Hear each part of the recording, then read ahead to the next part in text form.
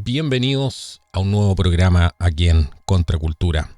Qué gusto estar nuevamente con ustedes con un programa que realmente esto es enciclopédico y se van a dar cuenta porque como muchos de los programas que hacemos acá, donde hemos sacado una serie de información que no estaba disponible en español para que ustedes puedan ampliar su perspectiva, su estudio, la manera en que cada una de las personas se está formando, ¿no? Dentro de estos tiempos complejos, donde la cosa clave no es tener más políticos, la cosa clave no es tener más voces vociferantes, gente que reclama absolutamente por todo pero que hace muy poco, gente que tampoco tiene fe en la humanidad ni en las cosas buenas que tiene el hombre. Pero si en algo debemos concentrarnos es en la formación. Y ahí donde se hace toda la diferencia.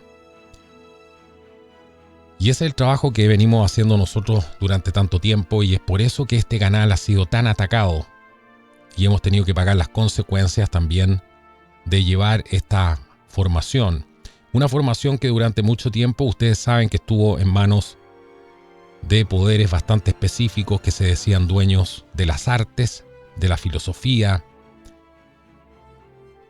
de las ciencias, ahora último y tantas cosas más, ¿no? Pero sin formación prácticamente no podemos avanzar. Y es por eso que este programa es absolutamente enciclopédico. Vamos a hablar hoy día de una historia absolutamente fascinante. Y lo más fascinante que tiene esta historia es que no solamente está basada en algo real, sino que es una historia absolutamente real. Vamos a hablar de un personaje que es absolutamente fascinante y que muchos de ustedes a lo mejor conocieron por la película de Oliver Stone, JFK. Y este personaje era más conocido como Mr. X, el señor X. Mucha gente ha visto esta película, estamos hablando de millones de personas. Y este personaje, Mr. X, que fue interpretado en la película por Donald Sutherland, tuvo una reunión crucial en Washington, D.C. que aparece en esta película. Pero lo interesante aquí es que este Mr. X se basa en gran parte, y como siempre la realidad supera la ficción, esto se basa en la increíble carrera de un hombre real, el mismísimo coronel Fletcher Prouty. Vamos a entender quién era, qué hizo realmente, porque todo esto arroja una tremenda luz sobre algunas de las operaciones más secretas del gobierno de Estados Unidos y tiene que ver mucho con lo que nos han contado con la historia, especialmente de los últimos años, de las últimas guerras. Me refiero a la guerra de Vietnam, de ahí en adelante el fin de la Segunda Guerra Mundial, qué vio Prouty, de qué fue testigo. Todo eso y mucho más en esta increíble historia que he desarrollado para ustedes, que está basada en 2 entrevistas que están disponibles en YouTube para este fantástico personaje, esta tremenda historia, esta tremenda leyenda que es el coronel Fletcher Prouty y todo lo que le tocó vivir, presenciar, de todo lo que fue testigo, ¿no? Durante su vida y además de lo crítico que fue del gobierno de los Estados Unidos, de las operaciones encubiertas, de las cuales además él participó y muchísimas cosas más que de verdad esto es una información que tiene que ver absolutamente con el mundo del día de hoy. Vamos a un pequeño corte y ya volvemos. Bueno, ¿sabías que ahora puedes disfrutar de todos los programas de Contracultura sin comerciales? Y esto es a través de www.contraculturatv.com. Es la mejor manera en que puedes apoyar el programa si quieres que sigamos siendo independientes y que Contracultura sea financiado por la audiencia, porque no estamos en deuda con nadie más que contigo. Así que puedes suscribirte ahora a www.contraculturatv.com. Vas a tener un acceso exclusivo y sin comerciales a todos los programas que vayamos sacando, también a contenido exclusivo y mucho más. www.contraculturatv.com. Suscríbete hoy. Bueno, aquí estamos de vuelta con la extraordinaria historia del coronel Fletcher Prouty. Vamos a hablar de las operaciones encubiertas que dieron forma al mundo de la posguerra, de la bomba de hidrógeno que cambió la guerra para siempre. ¿Quién era este señor X y por qué su historia es tan importante? Vamos a desentrañar los secretos de este coronel de la aviación Fletcher Prouty. ¿Quién eran los jugadores claves en el mundo de las operaciones encubiertas? Vamos a hablar del asesinato de JFK, que la pregunta es, ¿encaja realmente dentro del molde de las operaciones encubiertas según la mirada de Fletcher Prouty? ¿Qué sabía Lyndon Johnson sobre el asesinato? ¿Hubo un golpe de estado de alto nivel? ¿Qué cambió drásticamente después de la muerte de Kennedy? ¿Qué se sabía? Esta está buena. Miren, ¿qué se sabía de la guerra 10 años por delante? ¿Quién sabía, perdón, de la guerra 10 años por delante? 10 años por delante, me refiero a la guerra de Vietnam. Eso los va a realmente impresionar. Vamos a hablar de documentos raros que fueron escritos durante y después de la muerte de Kennedy. Si era Oswald realmente un chivo expiatorio, qué papel jugaron los nazis en la Guerra Fría y mucho más allá. Todo es parte de esta increíble historia del coronel Fletcher Prouty. Pero hay que comenzar por quién era él, cómo comenzó y describir la carrera que fue realmente única de él desde un principio y que comenzó antes de Pearl Harbor en 1941. Él era un oficial de caballería, sí, estaba a caballo en aquella época. Y hay muy pocas personas que pudieron contar toda esta evolución, ¿no?, que tuvieron los ejércitos, digamos, modernos, entre comillas, después del paso de los caballos a las brigadas mecanizadas y a todo lo que significó la supremacía del espacio aéreo. Pero Prouty vivió justamente eso. Después de que se deshicieron de los caballos, Prouty se pasó a los tanques. Sirvió incluso bajo el mando del general Abrams, quien luego se convirtió, ¿cierto?, en el oficial de más alto rango de la guerra de Vietnam. Pongan atención con los nombres porque esto nos va a ir abriendo puertas. Eran amigos con el general Abrams a lo largo de su servicio militar, pero su camino tomó un giro mucho más interesante cuando, gracias a su licencia de vuelo, ya que era piloto, la Fuerza Aérea le sugirió cambiarse a la aviación. Y Prouty hizo esto con mucho gusto y pronto se encontró volando transportes en lugares como África y Oriente Medio. Algunas de las tareas de vuelo más inusuales que vivió Prouty comenzaron a vincularlo con operaciones clandestinas. Por ejemplo, él cuenta una historia que es realmente increíble porque esto no es parte de la historia oficial. Por ejemplo, cuenta que fue enviado a la conferencia del Cairo con Churchill, Roosevelt, Chiang Kai-shek y luego directamente a la conferencia de Teherán con Roosevelt, Churchill y Stalin estaba ahí. Pero lo que viene, que es absolutamente sorprendente, es que Chiang Kai-shek también estuvo en Teherán. Y algo que muchos historiadores aún no saben, que no aparece en los libros de historia. Pero ¿cómo sabe esto Prouty? Bueno, porque Prouty fue el piloto del avión que lo llevó del Cairo a Teherán. Fue testigo directo de esta situación. Digamos que aquí Chiang Kai-shek estaba completamente escondido dentro de esta misión, de esta conferencia. La pregunta es ¿por qué? Pero Prouty fue testigo de eso. Después de sus asignaciones en Oriente Medio, fue trasladado al Pacífico, donde voló transportes pesados hasta el final de la Segunda Guerra Mundial. Llegó a Okinawa, donde presenció algo que realmente es absolutamente increíble. Y ahora se van a dar cuenta por qué este capítulo es enciclopédico y también la historia de Fletcher Prouty. Porque en Okinawa estaba transportando pacientes heridos y luego de repente su unidad fue una de las primeras en volar a Japón después de la rendición y aterrizaron en la base de Atsugi. Grábense este nombre, Atsugi.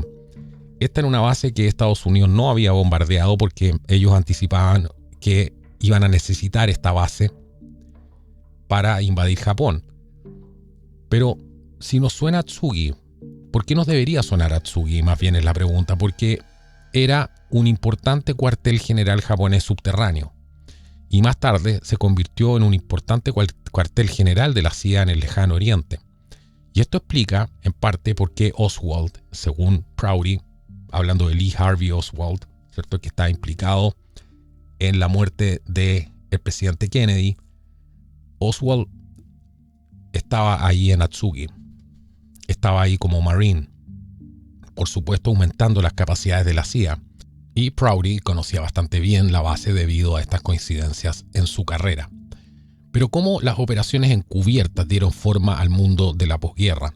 Lo que Prouty descubrió después de la guerra en Okinawa es realmente alucinante y te hará pensar de manera absolutamente diferente sobre los orígenes de ciertos conflictos, o por lo menos los que nos han contado en la historia oficial. Él estaba en el puerto de Okinawa buscando uniformes para sus hombres, pero ahí notó algo extraño, porque la isla estaba llena de equipos militares apilados, porque, según él, estos equipos estaban destinados en aquel entonces a el plan que se había hecho para invadir Japón, pero esa invasión finalmente no sucedió. Prouty vio todo este equipo siendo recargado en barcos estadounidenses y le preguntó al capitán del puerto si regresaba a los Estados Unidos, refiriéndose a todos estos equipos bélicos. Y la respuesta lo dejó absolutamente perplejo. «Demonios, no», dijo el capitán del puerto. «Nunca querrán ver todos estos tanques, cañones, ambulancias, obuses de 105 milímetros y todo lo demás. Y aquí está la parte sorprendente. Estamos enviando esto a Hanoi». Imagínense lo que está hablando aquí. Estaban enviando este equipo militar a Hanoi en el año 1945. Estamos hablando que esto fue justo después de la rendición de Japón. Al fin de la Segunda Guerra Mundial. Ya estaban enviando ese equipo a Hanoi. Vietnam, por supuesto, pero en aquel entonces, bueno, Hanoi no le decía mucho a Prouty, quien, aunque sabía dónde estaba, pero eso es solamente la mitad de la historia, porque la otra mitad de ese equipamiento iba ya para Corea. Eso fue lo que él presenció ahí, de eso fue testigo. Esto fue, como les decía, justo al final de la Segunda Guerra Mundial, donde alguien ya había planeado enviar un enorme arsenal de armas y equipos modernos a Syngman-rhae en Corea y a Ho Chi Minh en Hanoi. Increíble, ¿verdad? Pero Prouty, actuando como un piloto ordinario, pero con asignaciones inusuales, ¿qué fue lo que pasó? Él empezó a adquirir información que simplemente no aparece en los libros de historia. ¿Quién, mirando tan lejos en el futuro, ordenó todo este movimiento de este gigantesco arsenal específicamente a Seúl y Hanoi? Y en aquellos días hay que considerar que Ho Chi Minh incluso estaba acompañado por un general de ejército estadounidense llamado Gallagher, que muchos de ustedes habrán escuchado en alguna de las películas de la guerra de Vietnam. Bueno, ¿y quién más acompañaba a Ho Chi Minh junto al general Gallagher? Bueno, un hombre de la Oficina del Servicios Estratégicos de Estados Unidos, la OSS, llamado Conin, que luego se hicieron, por supuesto, famosos en la guerra de Vietnam. Y esto nos da una idea de las conexiones que existían desde el principio. Y este tipo de actividades encubiertas además se formalizaron con la creación de la Oficina de Operaciones Especiales, además que creó el Pentágono en 1955. Aquí Eisenhower emitió una directiva importante del Consejo de Seguridad Nacional que decía que la CIA, en lugar de duplicar equipos para operaciones encubiertas, iba a recurrir al ejército para poder obtener estos equipos. Y esto en el fondo significaba que los servicios militares tenían que crear una organización global secreta para proporcionar este apoyo en cualquier momento y, lo más importante, en cualquier lugar prácticamente del mundo. Y la idea aquí era que el dinero nunca faltaría, se cargaría todo esto a un fondo especial y todo se manejaría de tal manera que la agencia pudiera negar plausiblemente, entre comillas, la participación de Estados Unidos. Así que Prouty tuvo que crear esta oficina y se convirtió además en el jefe de operaciones especiales para la Fuerza Aérea y permaneció en ese puesto durante 5 años. Todo esto es parte del inicio de todas estas operaciones encubiertas que dieron forma, ¿no?, al mundo de la posguerra. Después, por supuesto, estamos hablando de la Segunda Guerra Mundial. Así que desde la experiencia de Prouty, esta distinción que se hacía entre inteligencia secreta y las operaciones encubiertas es absolutamente clave, porque él dice la inteligencia secreta generalmente no requiere armas, mientras que las operaciones encubiertas a menudo son una reacción a algo que se origina en un país extranjero. Así que, ¿qué es lo que nos dice Prouty aquí? Él cree que la mayoría de las operaciones encubiertas son de esta naturaleza, más que planes iniciados aquí, dice, bueno, refiriéndose a su país de origen, Estados Unidos. Entonces se creó todo este sistema de operaciones encubiertas para lo que viene a continuación y vamos a ver más adelante que da respuesta a esto. Y vamos a hablar aquí, Prouty menciona un punto absolutamente clave y que es fascinante y que es muy relevante el día de hoy, pero con la diferencia que aquí vamos a hablar de la bomba de hidrógeno y cómo la bomba de hidrógeno cambió la guerra para siempre, según Prouty. Él dice que la mayoría de los historiadores, y él se sorprende de esto, incluso los escritores militares, dice Prouty, parecen pasar por alto un factor que es absolutamente gigante en la guerra moderna. Y este fue, según él, el impacto de la bomba de hidrógeno. Olvídate, dice, de la bomba atómica por un segundo. La bomba de hidrógeno es tan increíblemente poderosa, tan destructiva, que te hace preguntarte cómo puedes siquiera planificar una guerra. Es casi ridículo, porque históricamente la gente comenzaba guerras pensando que sobreviviría, como los líderes de Alemania, Francia, Inglaterra y Rusia también en la Segunda Guerra Mundial. Pero en la era de la bomba de hidrógeno, ¿dónde te escondes? No hay dónde esconderse. Es terriblemente cierto ahora, dice Prouty. Antes solíamos hacer una planificación de guerra muy formal, dividiendo países en secciones, planeando invasiones y rutas de ataque. Pero con el primer intercambio, siendo estas superarmas nucleares, esto ya es un nuevo tipo de guerra. Y esto es el porqué, según Prouty, que no pudieron resolver ellos la situación en Corea. Porque dice, si hubiéramos usado bombas de hidrógeno allí, ¿qué habría quedado? Solo agujeros en el suelo y radioactividad durante décadas. Lo mismo en Vietnam. Prouty nos revela que los generales querían atacar Hanoi, como por ejemplo Patton, a través de Europa, pero les dijeron que no usaran armas nucleares. Y es esto justamente lo que pone en énfasis las guerras encubiertas hoy en día.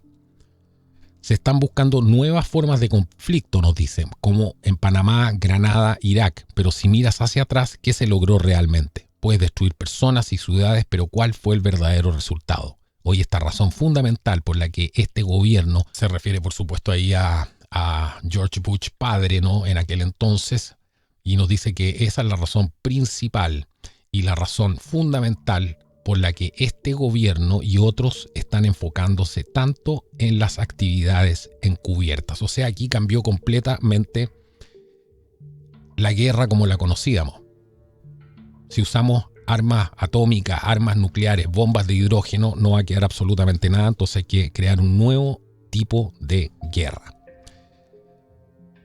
Entonces esta parte es absolutamente sorprendente porque él habla de cómo realmente empezó la guerra de Vietnam, y esto también es algo que no sale en los libros de historia y contrasta absolutamente con muchas de las visiones oficiales.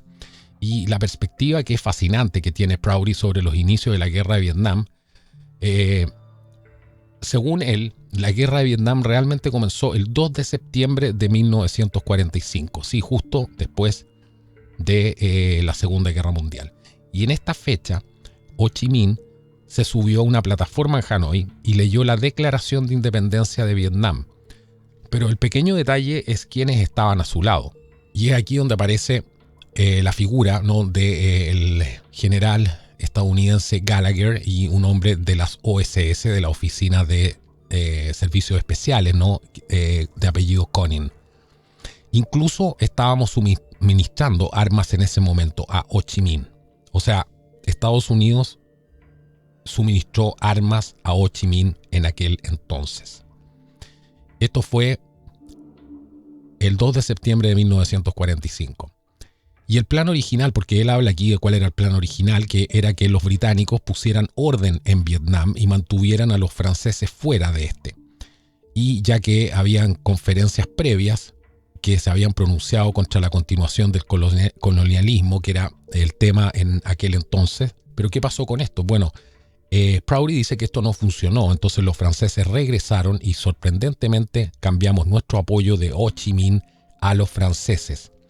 Pero él dice, terminamos luchando contra el mismo hombre al que habíamos apoyado.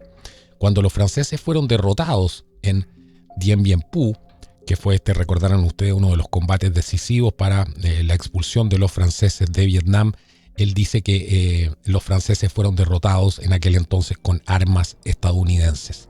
Esto te hace pensar, ¿verdad? Entonces Prouty explica que estas decisiones se tomaron de forma absolutamente encubierta y la CIA trajo gente y creó algo llamado la Misión Militar de Saigón. Y lo curioso es que no siempre estaba Saigón, que tampoco esto era realmente militar y probablemente nunca tuvo más que ver con el inicio de la guerra de Vietnam que cualquier otra cosa. Esto es lo que tuvo más que ver esta famosa misión militar de Saigón, esta operación encubierta que hizo la CIA. Esta misión fue dirigida por Edward Lansdale y estaba compuesta además por muchas personas cuyos nombres vamos a escuchar más tarde durante la guerra de Vietnam y sin darnos cuenta del papel crucial que jugaron desde el principio. Y lo que aquí es realmente sorprendente es que cuando se estableció esta misión en 1954, nuestras tropas no aterrizaron en Vietnam hasta 1965. Esto significa que fue una operación completamente de la CIA desde el año 1954 hasta el año 1965. ¿Qué les parece la versión de Prouty de todo esto? Alguien que estuvo ahí, que habló con las personas involucradas, con los altos mandos, que conoció, que transportó mandatarios y gente muy, muy importante. Entonces, veamos ahora qué es lo que nos dice él, ¿no? En esta fascinante historia que estamos revisando hoy día, la historia del coronel de la aviación norteamericana Fletcher Prouty. Y él nos habla de quiénes eran los jugadores claves en el mundo de las operaciones encubiertas. Vamos a pasar a ver esa información ahora. Pero antes, ¿sabías tú que te puedes suscribir a www.contraculturatv.com y disfrutar de todos los programas de Contracultura sin comerciales? De ahora en adelante hay algunos clásicos también que están cargados ahí. Hay muchos de los últimos programas que hemos emitido y vas a poder escuchar todos los programas sin interrupciones, sin comerciales, y también vas a poder acceder a videos exclusivos. Así nos ayudas a seguir siendo independientes y poder desarrollar nuestra investigación y seguir con esta misión de informar y educar. www.contraculturatv.com. Suscríbete hoy y ayúdanos a mantenernos en el aire. Bueno, ¿quién eran estos jugadores, no? Es lo que estábamos hablando, estos jugadores claves en el mundo de las operaciones encubiertas. Aquí tenemos que hablar de la misión militar de Saigón. ¿Quiénes eran estas personas que, según Prouty, jugaron un papel tan crucial en las operaciones encubiertas? Aquí había nombres como Conin y Bohannan, que era un oficial de ejército. Estaba Arthur Arendale, que él trabajaba particularmente en la guerra psicológica. También estaba Rufus Phillips y Michael Hand. Y aquí realmente viene una historia bastante sorprendente sobre el señor Michael Hand, porque años antes de dejar la CIA, comenzó el Nugan Hand Bank. Escuchen esta parte de la historia que es realmente impresionante. Creó el Nugan Hand Bank. Y esto lo hizo con un australiano llamado Frank Nugan. Y la razón detrás de esto es bastante reveladora, porque se estaba ganando tanto dinero ilegalmente en Vietnam que no todo podía enviarse a casa. Así que, ¿cuál fue la solución? Bueno, ponerlo en este banco australiano. Imaginemos esto, este banco tenía más de $1.000 millones cuando Estados Unidos solo tenía alrededor de $15.000 millones en sus bancos en el país. Este banco simplemente creció de la nada en Vietnam con una enorme cantidad de dinero y Michael Hand, al menos la mitad de él dirigía este banco. Así que, como puedes ver, los roles que se desarrollaron aquí a través de lo que llamamos la guerra de Vietnam fueron cuanto menos muy muy interesantes y muy alejados de lo que nos cuentan oficialmente según Prouty. Pero Prouty también menciona el papel de Edward Lansdale en Filipinas. Él dirigió una operación encubierta para poder cambiar el gobierno allí y por supuesto lo hizo con éxito. Y lo interesante de las actividades encubiertas, según Prouty, es que desarrollan las habilidades de las personas por función y no por geografía. O sea, mientras que la inteligencia se trata de mantener a las personas en una sección del mapa para que conozcan esta área, en operaciones encubiertas al revés. No es para nada inusual usar un equipo de gente, incluso de otras nacionalidades, entrenados para desarrollar una tarea absolutamente específica. Por ejemplo, usaban ampliamente exiliados polacos. Y si surgía una rebelión en Indonesia, bueno, movían algunas de estas mismas personas. Aquí entra, por ejemplo, el nombre del señor Frank Wisner, que él menciona, que es un veterano de la OSS, que estuvo en Rumania y se convirtió en el líder del programa indonesio. Así que en este mundo las habilidades funcionales aquí eran absolutamente primordiales. Y ahora aquí viene algo absolutamente fascinante, ¿no? Porque ya que hablamos de JFK, de la película de Oliver Stone, bueno, la pregunta aquí es, ¿el asesinato de JFK realmente encaja en el molde de una operación encubierta? Y aquí Prouty creía que el asesinato del presidente Kennedy encajaba en este mismo molde de operaciones encubiertas con la que estaba tan familiarizado. Porque desde su experiencia, él sabía que los asesinatos eran algo que se pedía en ciertas actividades, ¿no? Y a menudo como último recurso, el último recurso posible. Y si no podían persuadir a alguien para que se fuera, o si la gente en el país no podía trabajar con esa persona, ¿qué es lo que hacían? Bueno, tomaban la decisión de que debía haber un asesinato.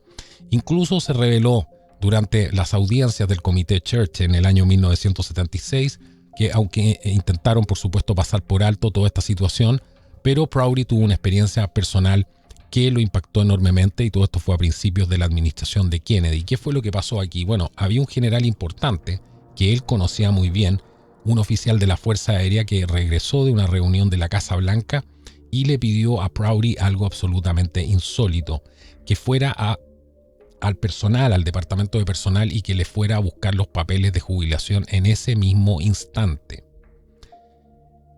Hablemos de quién era esta persona, que él no menciona, por supuesto, para guardar, ¿cierto?, el alto perfil que tenía esta persona, porque él dice que este era un hombre de tan alto perfil que podría haber sido jefe del Estado Mayor de la Fuerza Aérea. Y cuando Prouty le preguntó qué pasaba y por qué en el fondo le estaba pidiendo los papeles del retiro, el general dijo que no podía estar de acuerdo con un plan que estaban discutiendo en la Casa Blanca. Dijo que estaban hablando de una persona que iban a eliminar pacíficamente, pero si no funcionaba, lo iban a matar. Y el general dijo: estoy renunciando, no pasaré por esto. Y se fue de la Fuerza Aérea esa misma tarde. Increíble. Él fue testigo directo de esto, de este general que podría haber sido el jefe del Estado Mayor de la Fuerza Aérea, que venía directamente de una reunión de la Casa Blanca donde estaban planeando que iban a eliminar a una persona. A la mañana siguiente, Prouty leyó en el periódico que el hombre estaba muerto. Esto nos puede decir, de alguna manera, ¿no?, todo lo que necesitamos saber sobre los asesinatos planificados. Porque hay que considerar lo siguiente aquí. Cuando Prouty se jubiló en 1964, estaba absolutamente seguro a los pocos días de que el asesinato de Kennedy era sospechoso. Vio tantas cosas que simplemente no se hicieron. El secreto de un plan de asesinato, según él, y esto es lo que han hablado muchos expertos, por supuesto, y gente del servicio secreto, cuando digo expertos, no, es eliminar la protección. Es como si confías en un perro grande para tu seguridad en el vecindario, y si el perro no está, bueno, alguien puede entrar a tu casa. Así que, ¿qué fue lo que notó Prouty inmediatamente? En Dallas, que la cobertura del servicio secreto era mínima o inexistente en algunos casos, y que el apoyo militar normal no se había llevado a cabo.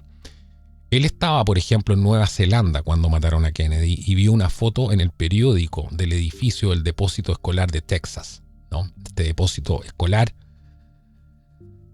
donde se supone que Oswald habría disparado, ¿cierto?, desde una de las ventanas. Pero él dice que en esta foto vio que las ventanas estaban abiertas y le dijo al congresista que lo estaba acompañando en aquel momento en su viaje a Nueva Zelanda que algo realmente andaba seriamente muy mal. Porque el servicio secreto cierra las ventanas, las sella, pone hombres afuera con radios para vigilar, y si una ventana se abre hay un protocolo inmediato. O sea, se abre la ventana y eso es una alarma inmediata. Yo me acuerdo que cuando en la visita de Clinton, del presidente Clinton a Santiago, yo estaba en un edificio contiguo donde vivía un familiar al Hotel Hyatt, ¿no?, donde se alojó, y llegó gente del servicio secreto a tocarnos la puerta del departamento. Y nos dijo que, bueno, que tal día, a tal hora había que mantener las ventanas cerradas y que por favor mantuviéramos las ventanas cerradas. Entonces, esto es algo que conoce todo el mundo, ¿no? Pero, por supuesto, le llama la atención a la gente que trabaja dentro de este espectro. La protección adecuada simplemente no existía dice Prouty, no se usó un coche blindado y el techo de burbuja no habría detenido absolutamente nada. Prouty notó además todo este tipo de cosas de inmediato, e incluso estando en el extranjero. Así que cuando él regresó a Washington y pudo verificar otras cosas, aquí no tenía ninguna duda de que el asesinato fue un trabajo cuidadosamente planificado y que Oswald fue un chivo expiatorio.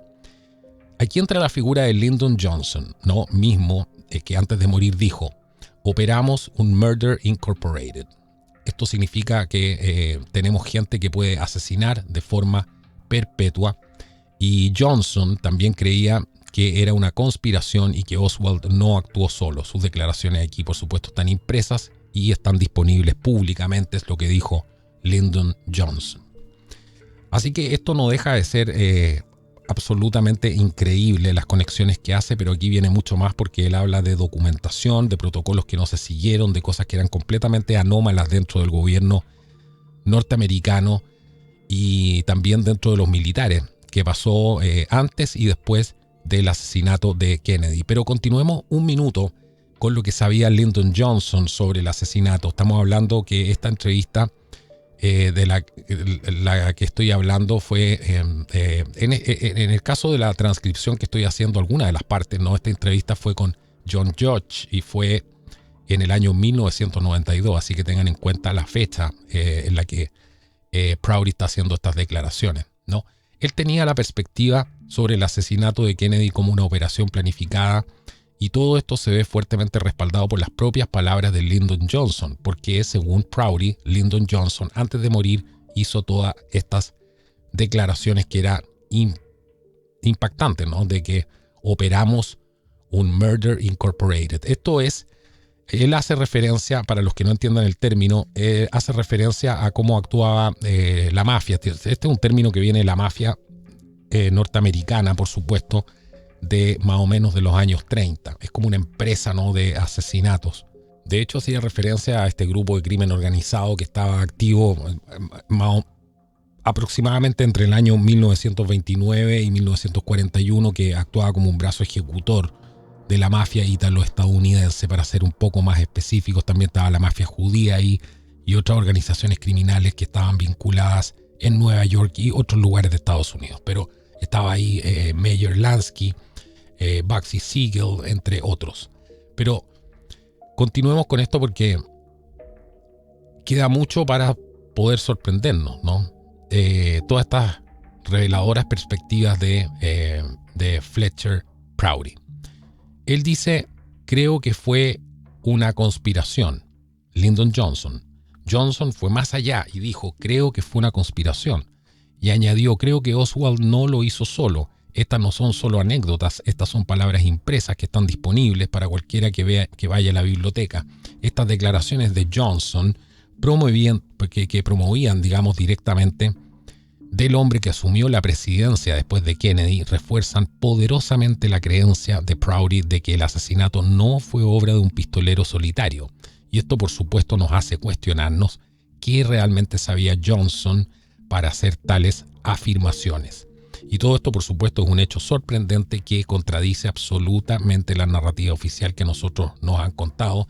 Y de hecho, Prouty menciona que Johnson se retractó después de su apoyo a la comisión Warren unos meses antes de morir, diciendo nuevamente que creía en una conspiración y que Oswald no actuó solo y que operamos Murder Incorporated, ¿cierto? Esta sociedad anónima del crimen de asesinos perpetuos.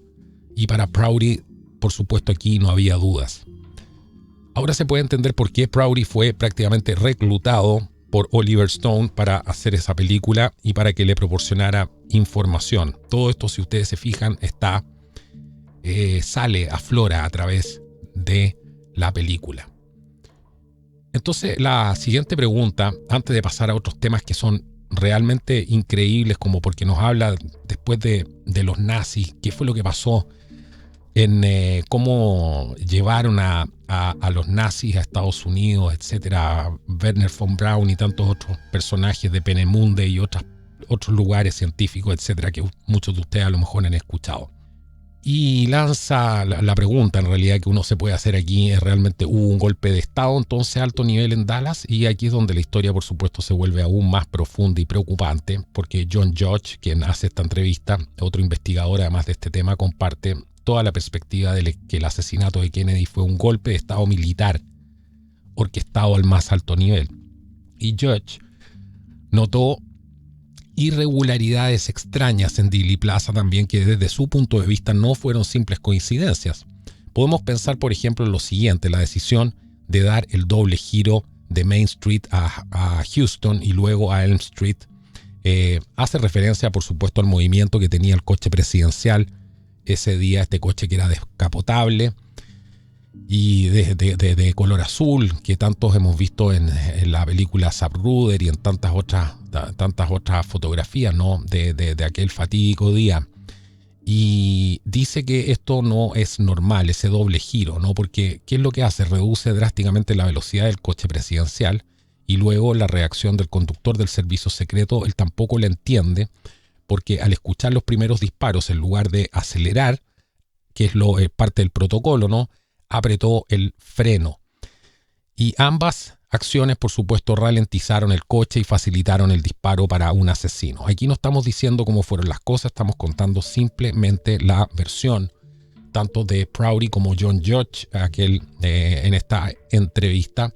Y hay muchas versiones de esto, ¿no? Algunos incluso apuntan al chofer, otras apuntan a que la reducción de la velocidad fue producto de que en ese entonces Jacqueline Kennedy, ¿no? Tuvo que salir hacia atrás del auto en una escena macabra, porque fue a buscar parte del cráneo, ¿no?, de su marido, que le habían disparado recién, y por eso ella sale prácticamente del asiento y se va hacia la maletera del auto, ¿no? Todos vimos esa reacción de Jackie Kennedy. Así que bien, aquí están las teorías de los que estaban parapetados en el grassy knoll atrás, ¿cierto? Detrás de esta protuberancia, ¿no?, donde había pasto y había una reja. Ahí también habían testigos que habían afirmado, y hay gente que afirma que incluso estuvo ahí. Pero el punto ese, esto da para otro video. Estamos viendo cuál es la opinión que tenía Prouty en aquel entonces. Y Judge señala un hecho que es sumamente relevante aquí, porque dijo que habían cosas mucho más extrañas. Recordemos que John Judge está entrevistando a Fletcher Prouty, y Judge señala en esta conversación que tiene con él que ese día, el 22 de noviembre, en niveles incluso superiores a la planificación en Dealey Plaza, su madre trabajaba en el Pentágono y supo que los planes sobre Vietnam se revirtieron de inmediato. O sea, dice que esto fue una acción ejecutiva inmediata dentro de las oficinas del Pentágono. Su madre fue testigo de esto. Y dice además, Judge habló con pilotos de bombarderos del Comando Aéreo Estratégico, del SAC. Y en aquel entonces estos pilotos estaban volando, estos bombarderos estaban en el aire a esa hora, y le preguntó sobre sus libros de códigos. Y estos libros son esenciales, por supuesto, para vincularlos con los códigos de emergencia y de respuesta nacional desde la Casa Blanca, ¿cierto?, para poder autorizar cualquier tipo de ataque, etcétera. Y también esto está vinculado a los centros de mando. Pero lo increíble o perturbador es que en cada uno de esos aviones de este Comando Aéreo Estratégico, el SAC, que estaban en el aire en aquella hora, les dijeron que no había libros de códigos. Los casilleros de los aviones estaban vacíos. Y esto también fue reportado para el Air Force One por Pierre Salinger en aquel entonces. También existe el registro de esto, el reporte de Pierre Salinger. Pero también hay mucho más, porque hay informes, porque esto nos da una idea de cómo se estaban moviendo las cosas detrás, ¿no? Cómo se estaban moviendo las cosas detrás. Y también hay informes de que había toda una red de comunicación federal que se interrumpió durante aproximadamente 1 hora y media. Todo esto fue 2 horas después de que le dispararon a Kennedy.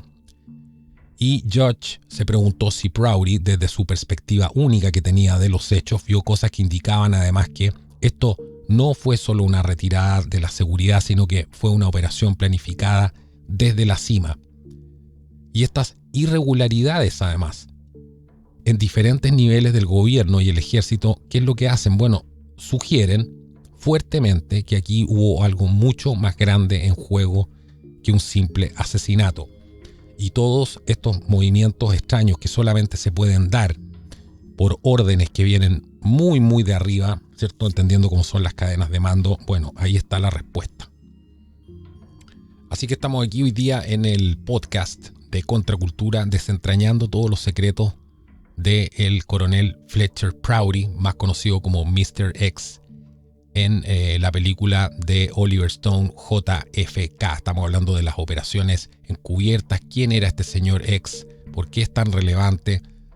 Si realmente este asesinato de JFK encaja en todos estos moldes de las operaciones encubiertas.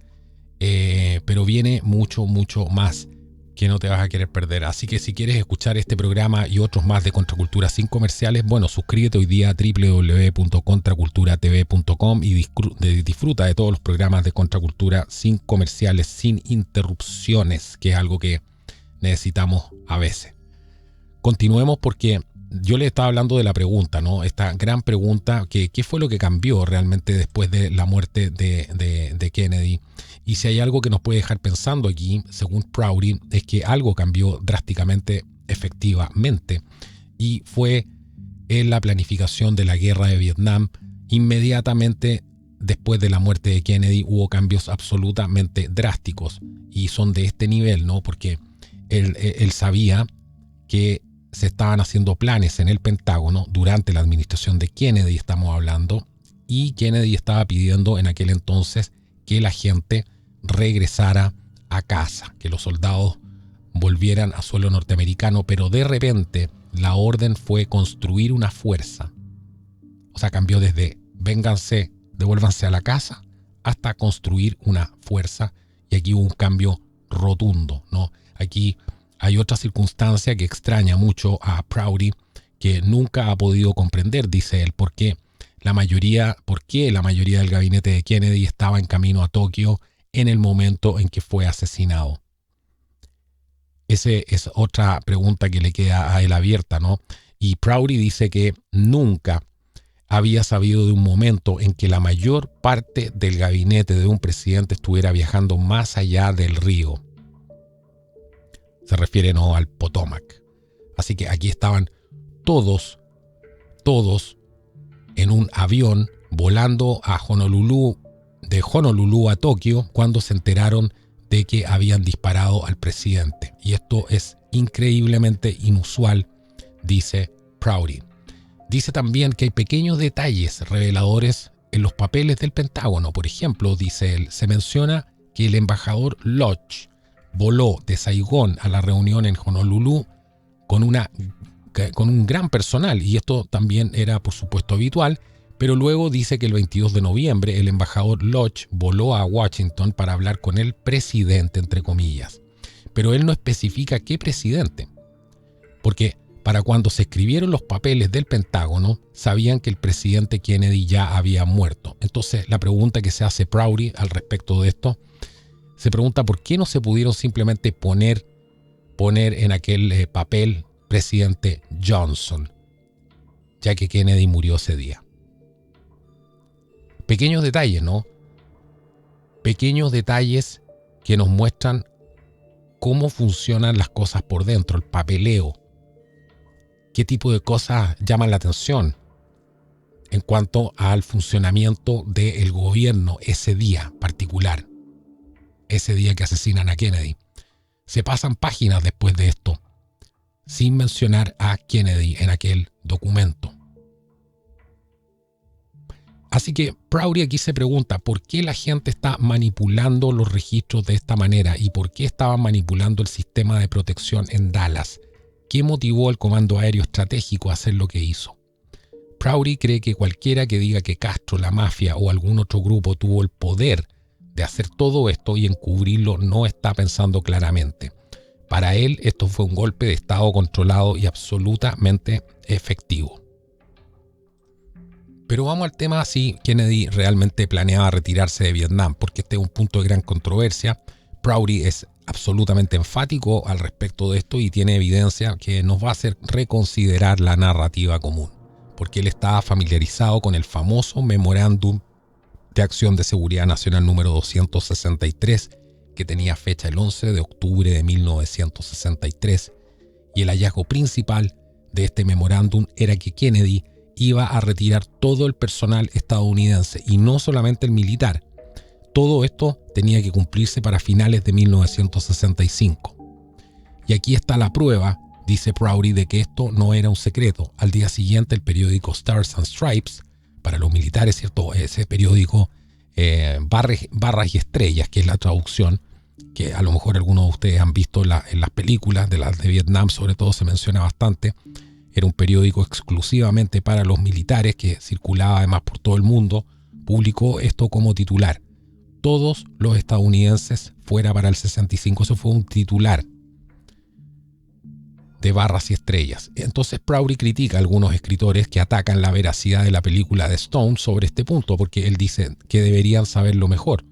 No es solamente un documento público, sino que Prouty tiene un libro de la Oficina de Impresión del Gobierno, publicado en el año 1991, que mostraba claramente que hubo más de 50 reuniones entre agosto y noviembre de 1963 a las que asistieron Kennedy, Rush, McNamara, Maxwell Taylor o sus representantes, y el jefe de Prouty en aquel entonces estuvo referenciado en cada una de esas reuniones. Él tenía información directa, de lo que estaba pasando ahí.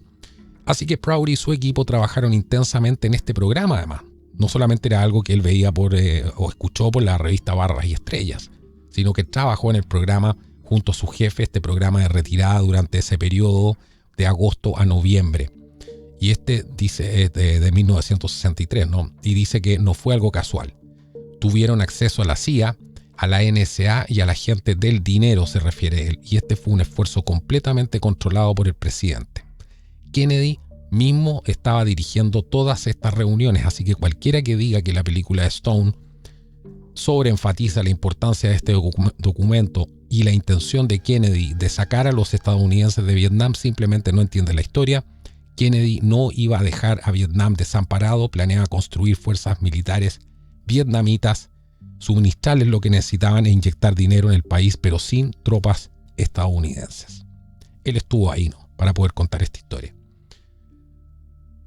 Así que aquí viene otro hecho absolutamente sorprendente para muchos, que él nos cuenta que en el año 1963 el personal militar estadounidense que operaba en Vietnam estaba bajo el control operacional de la CIA y no bajo sus propios comandantes militares. Así que digamos que esto no es una situación usual, no es algo normal. De hecho, él nos dice que la operación, la situación, de guerra real con tropas bajo el control de sus propios comandantes no ocurrió hasta principios de 1965. Esto fue después de que Johnson revirtiera por completo los planes de Kennedy. O sea, la importancia, dice él, de este documento, el 263, es absolutamente enorme, y Prouty revela que se originó en un documento anterior de 1961. ¿Por qué es tan importante esto? Porque la planificación para la retirada llevaba años en marcha y habría continuado incluso después de la reelección de Kennedy.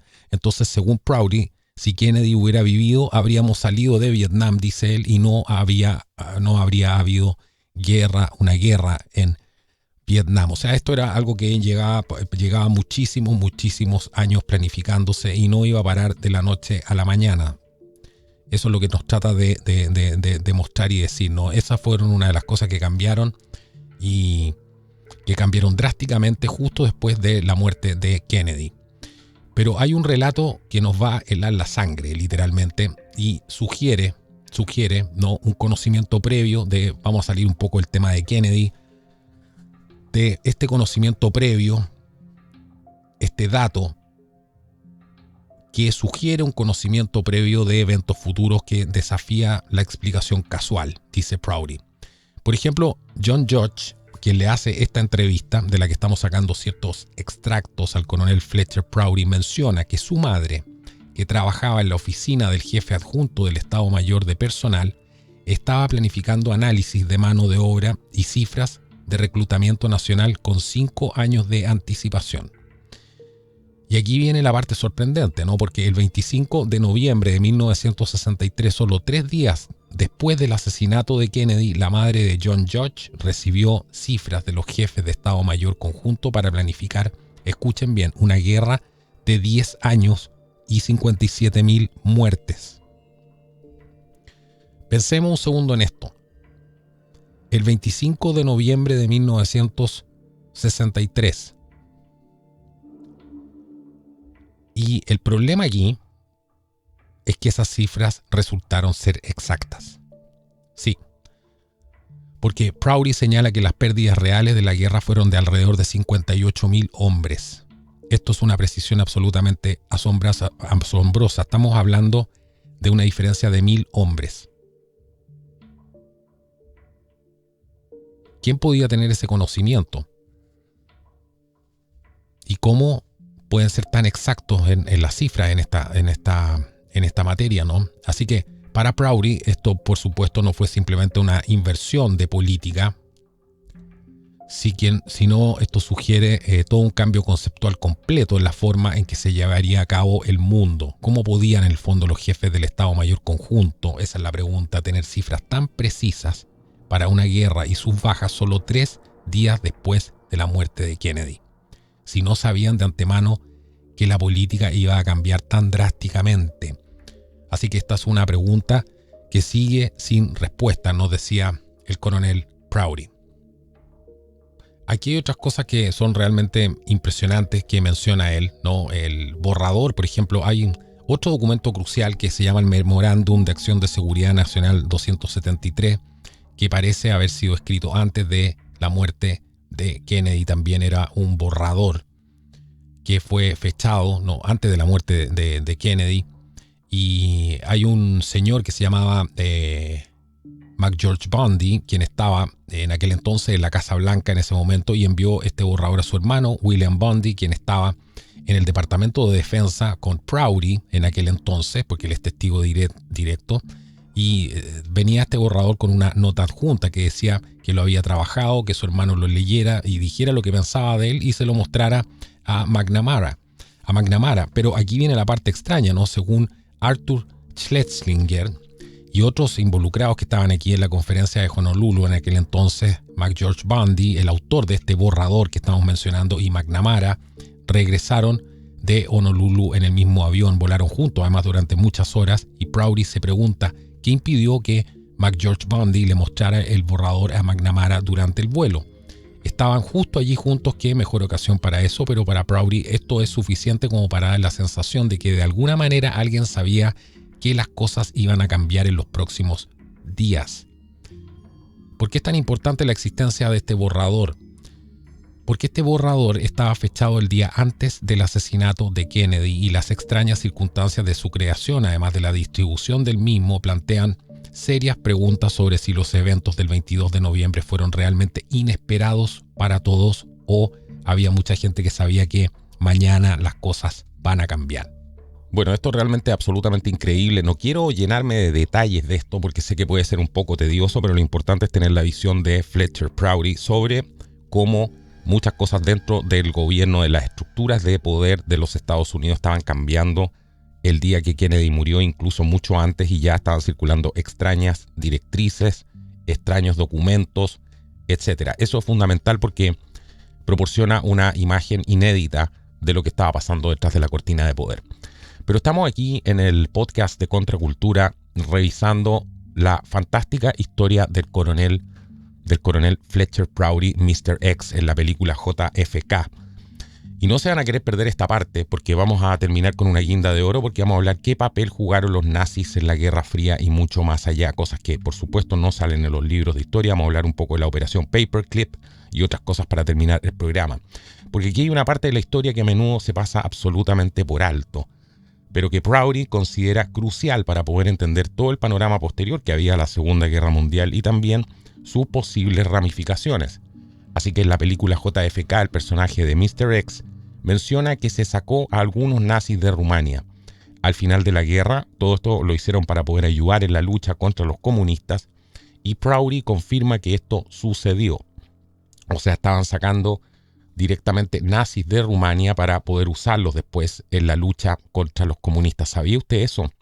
De hecho, la oficina de la OSS, esta oficina de servicios especiales, ¿no? Sacó a 750 prisioneros de guerra estadounidenses de Rumania, y mezclados con ellos venían nazis que estaban siendo trasladados fuera por razones bastante obvias. Aquí conocían en el fondo toda la inteligencia que había dentro de los Balcanes, partes de Rusia, y querían utilizar todo esto a favor, ¿cierto?, de la inteligencia norteamericana.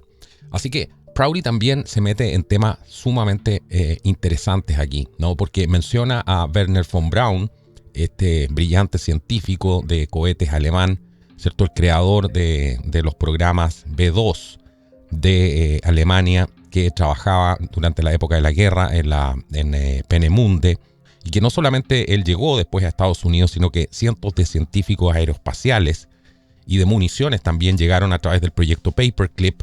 Y por supuesto esto despertó, dado la naturaleza republicana de Estados Unidos, grandes críticas dentro de Estados Unidos, no así en Rusia, porque hay que entender que en el contexto del fin de la guerra todos estaban en las grandes potencias, en este caso Estados Unidos y Rusia estaban a la caza de científicos para liderar los próximos años en cuanto al desarrollo tecnológico militar.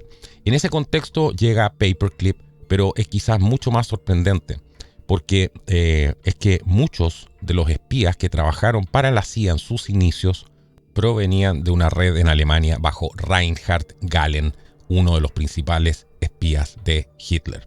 Así que Prouty señala que se hicieron acuerdos con Gehlen incluso antes de que terminara la guerra. Y Gehlen, el principal general de inteligencia de Hitler, hizo un trato para esconder sus archivos y rendirse rápidamente. Bueno, todo esto viene a confirmar una serie de versiones que apuntan exactamente en la misma dirección. Los que han estudiado a fondo el tema de la Segunda Guerra Mundial, muchas personalidades, digamos, del régimen nazi ya estaban en conversaciones mucho tiempo antes con otras personalidades de los aliados para poder entregar secretos del régimen y para poder negociar la rendición, ¿cierto? Así que todo esto viene a confirmar todas esas versiones que ya estaban, que se manejaban al más alto nivel.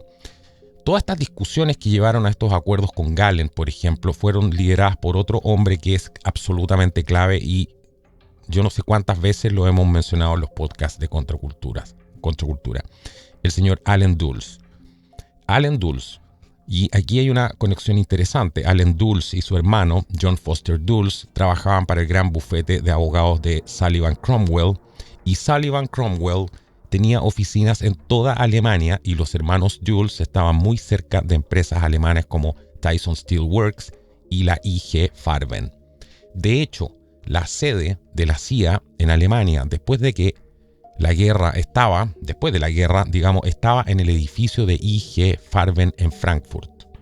Así que este señor Dulles, que a todo esto el aeropuerto de Washington DC está nombrado en su nombre, por eso en nombre de él, por eso muchos a lo mejor lo ubican por ese lado.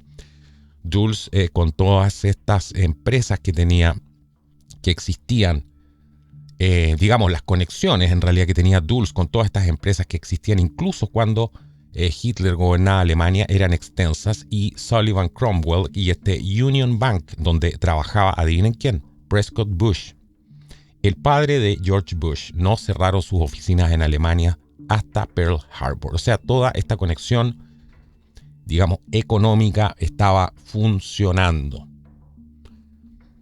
Es increíble, ¿no? Esto se ha hablado muchas veces, pero todo esto normalmente no sale en los documentales de la guerra, ¿no? Toda esta parte siempre se esconde. La pregunta es ¿por qué? Pero Prouty, aquí vienen cosas realmente fascinantes,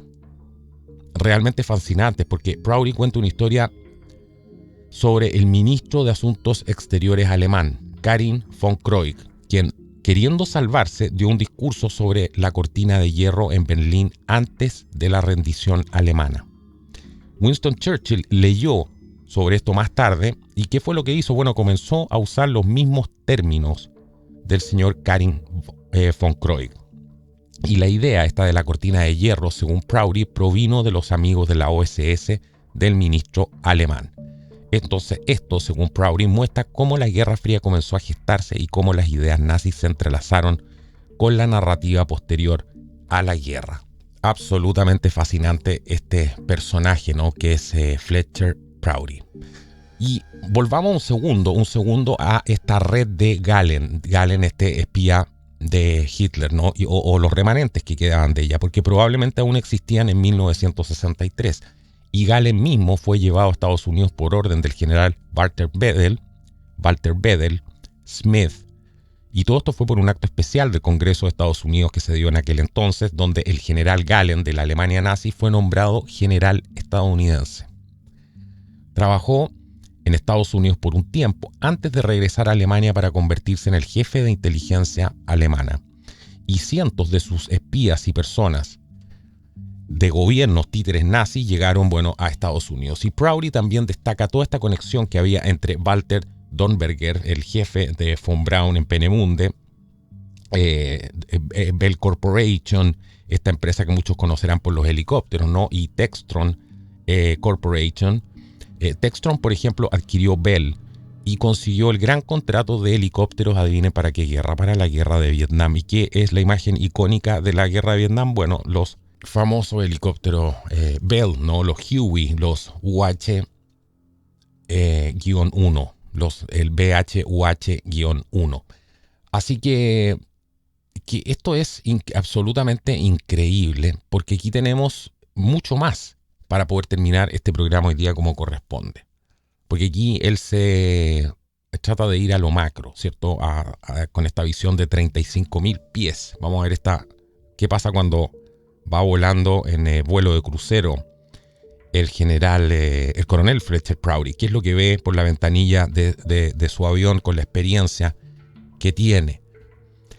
Bueno, Prouty entrevistó además a Dornberger, que cree que la conexión que había entre la tecnología, porque eso es lo que estamos hablando aquí, la tecnología de cohetes nazi, Bell y Textron, y figuras vinculadas al caso Kennedy como la familia Payne, es demasiado significativa para ser casual. Y además hubo un programa formal aquí que se llama Deep Water Flights. ¿Y qué era esto? Deep Water Flights traía miles de alemanes a Estados Unidos, muchos de ellos expertos técnicos, y por supuesto para Prouty esta integración de nazis ayudó a acelerar toda la Guerra Fría. Y para entender un poco cuál era la composición de la comisión Warren que estudió justamente el asesinato de Kennedy, él dice que el grupo encargado de investigar el asesinato de Kennedy, y aquí vamos a ver por qué Prouty plantea serias dudas sobre su imparcialidad, él considera absolutamente significativo que tanto Allen Dulles como John McCloy estuvieran en la comisión. ¿Por qué? Porque hemos hablado ya que Allen Dulles, con sus conexiones que tenían con Sullivan Cromwell y con la IG Farben. Entonces McCloy también tenía lazos con Sullivan and Cromwell y fue banquero, adivinen, de Rockefeller durante muchos años. Pero aquí viene una conexión que nos va a hacer levantar literalmente una ceja, porque McCloy fue responsable de perdonar a los nazis durante los juicios de Nuremberg. Pensemos un segundo en esto. El hombre que perdonó a los nazis estaba en la comisión que investigaba el asesinato del presidente Kennedy. Y hay otro personaje absolutamente clave con conexiones interesantes que es León Jaworski. Él trabajó para el ejército en los juicios de Nuremberg y según Prouty socavó la acusación de los nazis en estos juicios. ¿Y qué pasó después? Bueno, él trabajó para la División de Rescate de la Cruz Roja Internacional, que según Prouty proporcionó identificaciones falsas, los famosos Glenspiel, a los nazis de las Ratlines, ¿cierto? De las líneas de ratas, ¿cierto? Estas Ratlines eran las líneas por donde arrancaban para poder ayudarlos a escapar o esconderse. Y posteriormente, Jaworski trabajó para un fondo canalizador de la CIA en Dallas y de repente aparece como el enlace oficial entre la policía de Dallas y la investigación de la comisión Warren. Así que más tarde se convirtió en una figura confiable que manejó muy hábilmente los encubrimientos tanto de Watergate como del Korea Gate. Así que Prouty señala que estas conexiones interesantes de Jaworski con personas con este tipo de antecedentes y conexiones en la Comisión Warren, ¿qué es lo que le hacen pensar a Prouty? Bueno, sugiere que es fundamental cuestionar la profundidad y la imparcialidad de su informe. Recordemos aquí también que a través de esta Comisión Warren se crea el término teórico de la conspiración, ¿cierto? Para desviar, para desacreditar en realidad a todos aquellos que hacían ciertas preguntas. Así que aquí, como la guinda de la torta para terminar el programa, hay que hacerse aquí la siguiente pregunta, y Prouty es el mismo nuestro héroe quien nos va a responder. ¿Quién tiene el poder para llevar a cabo y encubrir una operación de este nivel? Refiriéndose al asesinato de Kennedy, que abre todas estas aristas de lo que le tocó presenciar a él, que le sirvió, ¿cierto?, para poder formarse esta perspectiva a 35.000 pies. Y esta es la pregunta final, y quizás, por supuesto, la más importante, porque consideremos por un segundo que si las explicaciones simples, por ejemplo, Castro, la mafia, etcétera, no son suficientes para explicar la complejidad del asesinato de Kennedy y su encubrimiento, la pregunta es quién tendría el poder para hacerlo. Podría ser el Estado Mayor Conjunto, la DIA, la CIA, pero Prouty cree que la respuesta no es simple, pero se encuentra en la distinción entre agencias y departamentos. ¿Por qué? Porque él dice que la CIA se llama agencia a propósito de esto, y que esto significa que trabaja para alguien más, por eso se llama agencia. Y una agencia no trabaja sola para sí misma, un departamento sí. Así que agencias como la CIA, la DIA, que es la Agencia de Inteligencia de la Defensa, la NSA, la Agencia de Seguridad Nacional, solían estar bajo la oficina donde trabajaba Prouty, la Oficina de Operaciones Especiales, que servía de enlace con ellas. Y Prouty señala que la A en agencia significa que una autoridad superior, entre comillas lo pone él, puede usar esta agencia. Y aquí es donde te das cuenta de que esta autoridad superior no necesariamente viste uniforme militar o un traje del Departamento de Estado. Es una autoridad superior. Y Prouty recuerda haber escuchado durante la guerra a Lord Denning, por ejemplo, él era amigo cercano de Winston Churchill, usar el término alta camarilla. Pongan atención. Imagínense solo por un segundo que si Churchill hablaba de una alta camarilla, ¿qué hay por encima de eso? Y esto es una idea que, según Prouty, aquellos en su mundo conocían, y menciona las conexiones entre empresas como Sullivan, Cromwell, IG Farben, General Electric también, que nombramos recién. Y si nos ponemos a estudiar estas estructuras, según él, como los intereses que tenía Brown and Harriman, verás que existieron en Alemania durante toda la guerra y regresaron inmediatamente después. Todas estas estructuras son importantes para poder entender por qué la CIA y otras agencias pueden ser herramientas utilizadas por esta alta camarilla, entre comillas, que opera por encima de las estructuras gubernamentales visibles. Me imagino que se habrán dado cuenta por qué es tan importante Fletcher Prouty, ¿no? Él está hablando aquí, está describiendo lo que muchos hablan de este estado profundo. Lo hace aquí en estas palabras. Y el dinero y el control de los recursos son la verdadera motivación, dice Prouty. Y si es que hay esta alta camarilla operando por encima de las estructuras gubernamentales, ¿cuál podría ser su motivación para llevar a cabo operaciones tan masivas como el asesinato de Kennedy y encubrirlo? Así que Prouty cree que la familia Kennedy estaba más orientada a la estructura de poder europea en todo caso y no quería involucrarse tanto en Vietnam. Preferían ver los intereses estadounidenses en Asia, donde sus amigos y a los de su padre, parte del grupo Brown Harriman, tenían sus negocios. Y lo interesante aquí es que algunos de los fundadores de Brown and Harriman, junto con Averell Harriman y banqueros vinculados al Deutsche Bank, eran graduados de Skull and Bones en Yale en 1909. También lo era Prescott Bush, el padre de George Bush. Prescott Bush dirigía el consorcio, incluyendo el Union Bank, que formaba parte de eso. Y según Prouty, todo esto se remonta a la enorme riqueza derivada de la industria petrolera. Prouty cree que para entender estas cosas hay que mirar más allá. Si se están haciendo tantas cosas a nivel de la alta camarilla, tiene que ser por enormes cantidades de dinero. Da una pista Prouty, dice, entre 1973 y 1980, cuando tuvimos la crisis energética, 5 países de Oriente Medio pasaron de recibir 15.000 millones de dólares por su petróleo a 300.000 millones de dólares por aproximadamente la misma cantidad. Es increíblemente rentable.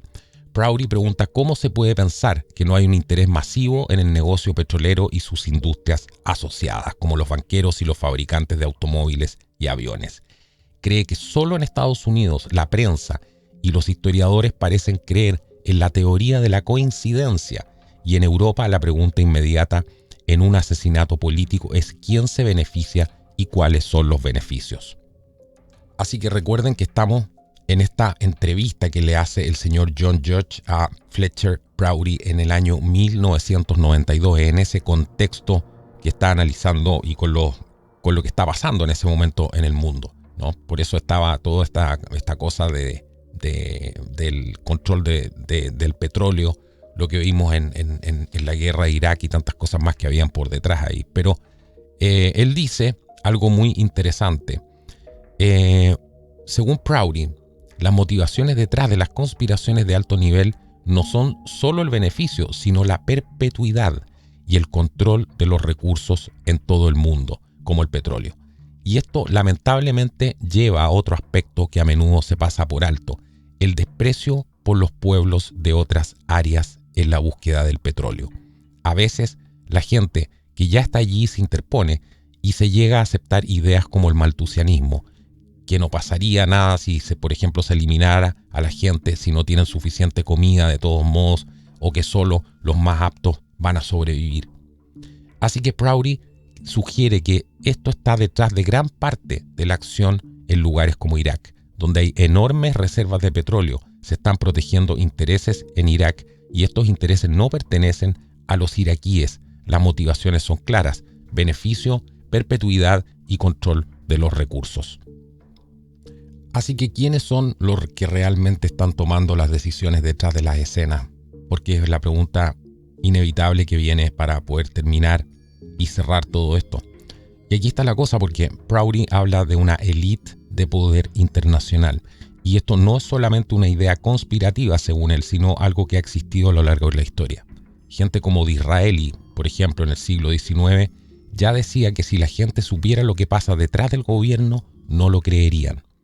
Podemos citar aquí, por ejemplo, a Sun Tzu, a Buckminster Fuller, que también hablaban de esta élite, y hoy vemos la influencia de los lobistas que pagan dinero para influir en la política a su favor. Y Prouty sugiere que esta élite maneja países y el mundo. Y una de las ideas, según Prouty, que ha influido en esta élite es el pensamiento de Thomas Malthus. Malthus, uno de los que trabajó para la Compañía Británica de las Indias Orientales, fue uno de los primeros en inventariar los recursos de la tierra. Llegó a la conclusión de que la población crece más rápido que la producción de alimentos. Esto convenientemente coincidió con las ideas de Darwin sobre la supervivencia del más apto. Juntas, estas teorías que Prouty considera propaganda hicieron que la colonización y la muerte de cientos de miles de personas parecieran justificables. Prouty va más allá y señala que esta mentalidad sigue influyendo hoy en día. Y esta idea de que no importa si mueren cientos de miles porque no iban a sobrevivir de todos modos, entre comillas, es un pensamiento peligroso y, según él, ha sido un pilar de ciertas acciones. Esta perspectiva malthusiana, aplicada por la élite del poder, es lo que desde su punto de vista explica muchas de las decisiones que llevaron a conflictos masivos. Bueno, esta es la enigmática y fascinante historia del coronel Fletcher Prouty. Quizás este nombre va a quedar marcado en ti después de que escuches este programa y te vas a acordar probablemente por mucho tiempo de las cosas que él dice aquí. Y para mí él fue un gran referente, porque obviamente estamos hablando de gente seria que habla de estos temas y sobre todo un testigo de lo que se puede considerar AAA, ¿no? Una persona que estuvo ahí, que tiene además una formación que no le permite creer en cualquier cosa, cualquier infantilismo, y por eso creo que es tan importante el testimonio de Fletcher Prouty. Aquí, como se fijarán, hay una serie de cosas que apuntan directamente a ciertas agencias, a ciertos gobiernos incluso, pero siempre podemos ver esto desde la perspectiva que los países están secuestrados por esta fuerza y los mismos gobiernos a veces también, y hay mucha gente dentro del gobierno como el caso de Fletcher Prouty, es un excelente ejemplo de un verdadero patriota que dijo, bueno, estoy metido en esto, pero esto no pinta nada de bien. Y por supuesto él fue entrando a esto de a poco sin saber realmente en lo que estaba. Fue de a poco probando un pedazo por aquí, otro pedazo por acá, y eso le permitió formarse una perspectiva a lo largo de su carrera, y después denunció absolutamente todo esto al nivel de ser consultado para esta famosa película de Oliver Stone, JFK, y donde se basaba en él este enigmático personaje del señor X. Esta historia es muy importante además porque hoy día estamos viendo una gran cantidad de infantilismo en estos temas, ¿no? La gente cree cualquier cosa, el fanatismo de videos de YouTube que han salido una serie de temas, bueno, realmente dejan mucho que desear y van desvirtuando todo este tipo de temas que pueden ser tocados de manera muy, muy seria. Nos vemos en un próximo programa. Les recuerdo, pueden suscribirse a www.contraculturatv.com si quieres escuchar este programa sin comerciales. Entra ahora y suscríbete y haz una prueba gratis por 7 días. Vas a poder recibir una notificación de cada uno de los nuevos programas. Te va a llegar un correo. No vas a tener problema con que te vas a perder los programas porque no te llegó la notificación. Y además vas a poder acceder a contenido exclusivo y vas a poder concentrarte en el programa sin tener que estar escuchando los comerciales, y así nos ayudas a seguir independientes. Que Dios los bendiga y que sea hasta la próxima. Esto ha sido Contracultura. Chao, chao.